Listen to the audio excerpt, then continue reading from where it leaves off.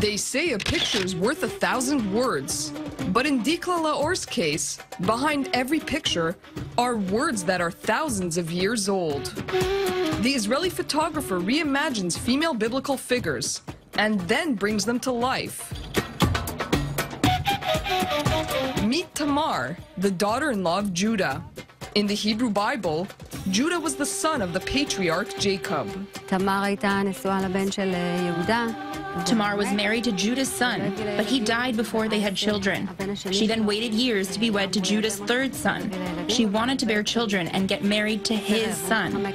But when this didn't happen, she decided to disguise herself as a prostitute and seduce Judah. And this is the story I'm depicting here.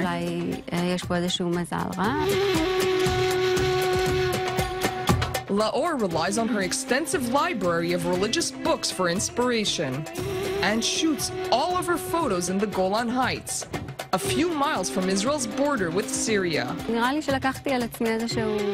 taken it upon myself to tell as many stories from the Hebrew Bible as I can. Once I'm finished photographing all the women from the Bible, I'll move on to photographing the male characters. Hagar and Ishmael, Deborah the prophetess, Rachel and Leah. Laor's unique photography brings ancient stories to the modern world. And all of Laor's biblical women have now been reunited at a new exhibition in Tel Aviv at the Zohar Gallery.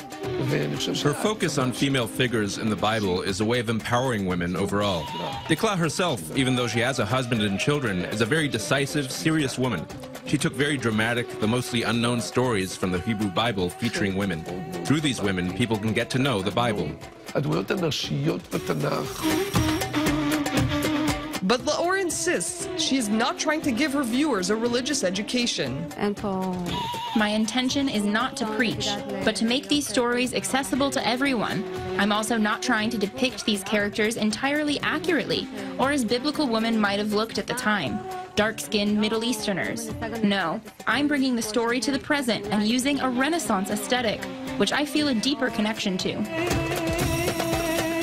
Others are making the connection as well, as Laor's pictures make their way into art collections around the world. Maya Margit, I-24 News.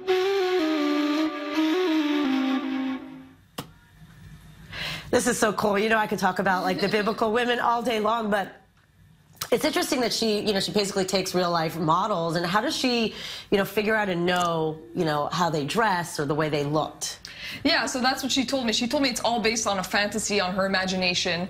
It's not trying to be historically accurate. She doesn't use, necessarily figures who might actually physically resemble women from the Bible, darker skinned and such and such. So she takes a lot of her friends, women that she meets in the area. She lives right on the border with Syria, at the edge of Israel, basically. A very kind of a dangerous area. Right. A dangerous kind of interesting area that's beautiful, very scenic. And she photographs her women there.